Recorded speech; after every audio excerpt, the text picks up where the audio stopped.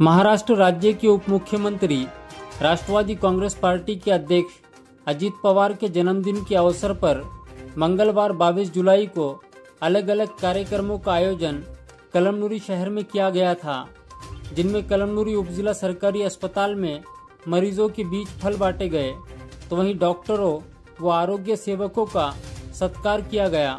साथ ही सरकारी अस्पताल परिसर में वृक्षारोपण कर उप मुख्यमंत्री अजीत पवार का जन्मदिन मनाया गया।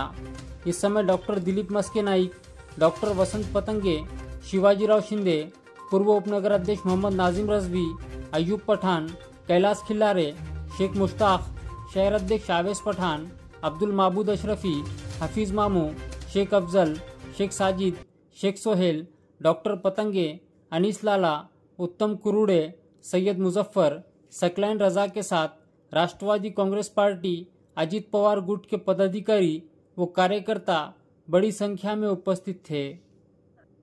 आज राज्याचे उपमुख्यमंत्री माननीय अजितदादा पवार यांचा वाढदिवस आम्ही सर्व कळमनुरी विधानसभा क्षेत्रातील हिंगोली जिल्ह्यातील राष्ट्रवादी काँग्रेसचे सर्व पदाधिकारी यांनी मिळून साजरा केला।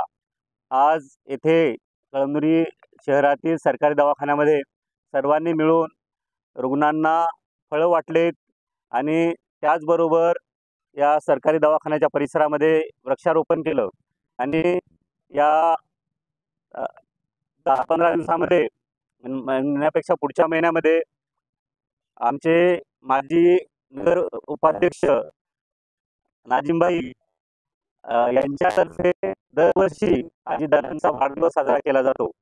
तसाच यावर्षी सुद्धा आम्ही हिंगोली येथे या हिंगोली शहरातील हिंगोली जिल्ह्यातील रुग्णांचे हृदयाचे चेकअप करणार आहोत आणि या शिबिरामध्ये नाजिमभाईंनी संभाजीनगर येथून हृदयाच्या डॉक्टरांना बोलवले आहे आणि या शिबिरामध्ये सर्व रुग्णांचे हृदयरोग तपासणी होणार आहे। त्यासोबत मोफत औषधी आणि विशेष म्हणजे येणाऱ्या सर्व रुग्णांचे टुडीको आपण करून देणार आहोत।